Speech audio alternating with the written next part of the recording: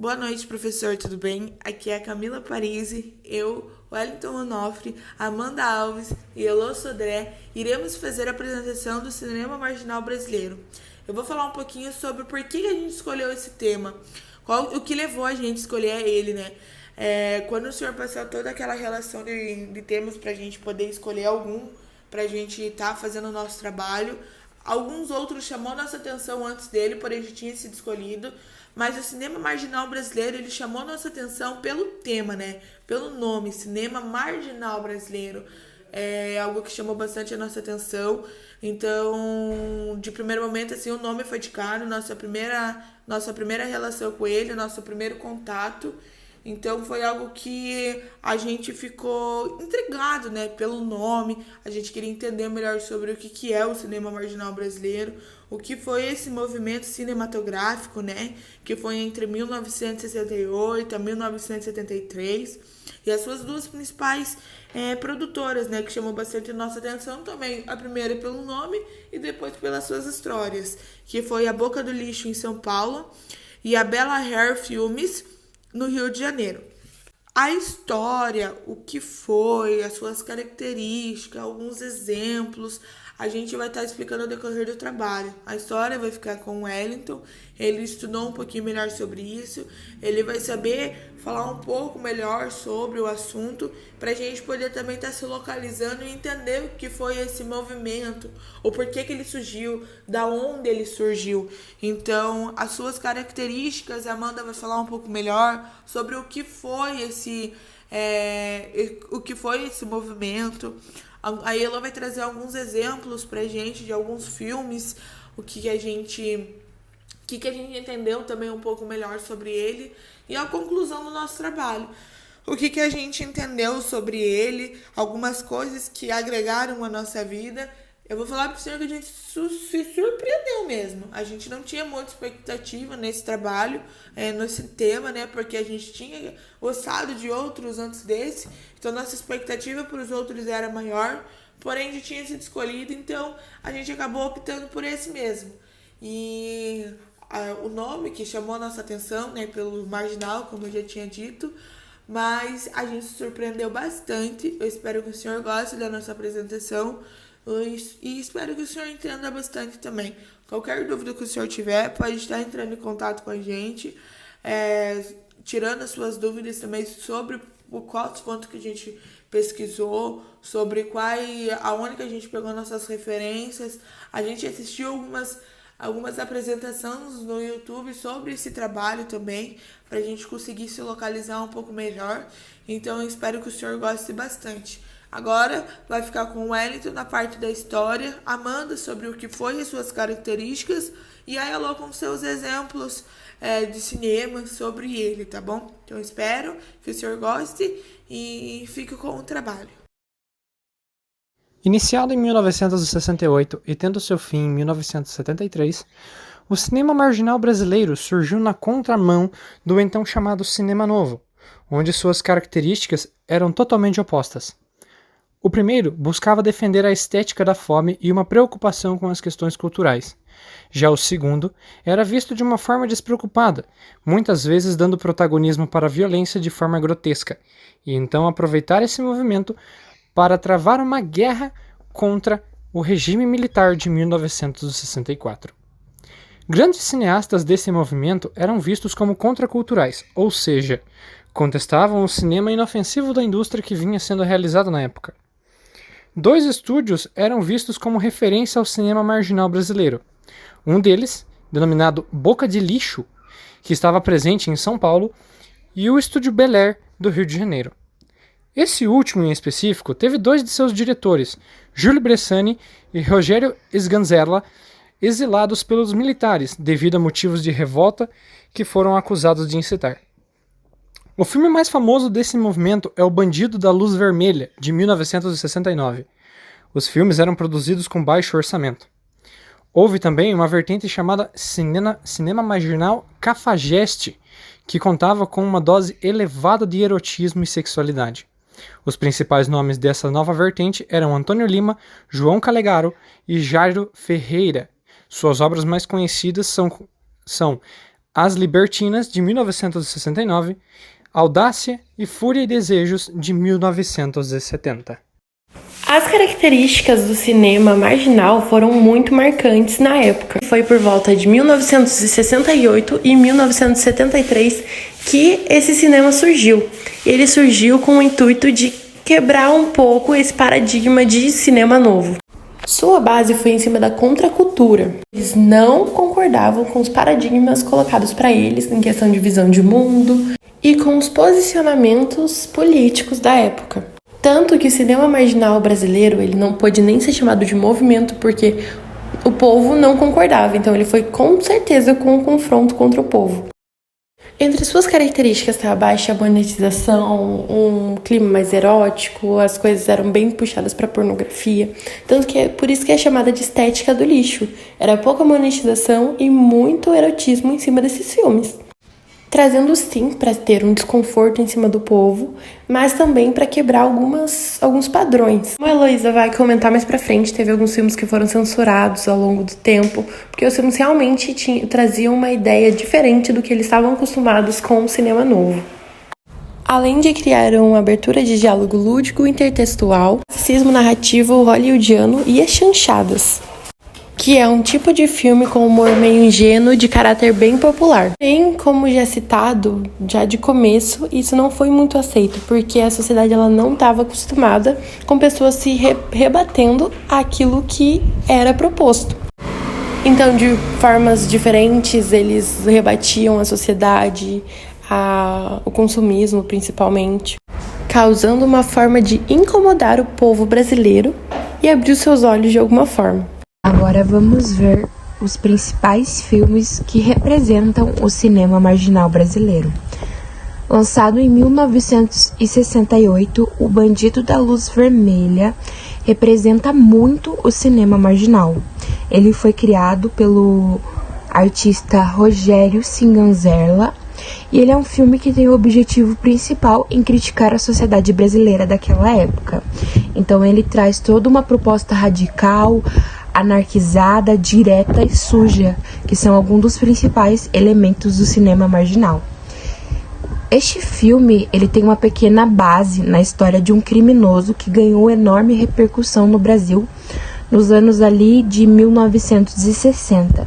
Então, a ponto de curiosidade, essa história conta a vida de um criminoso conhecido como o Bandido da Luz Vermelha. E ele ganhou só esse apelido porque ele invadia as casas durante a noite com uma lanterna vermelha, ali na região do Boca de Lixo, no centro de São Paulo.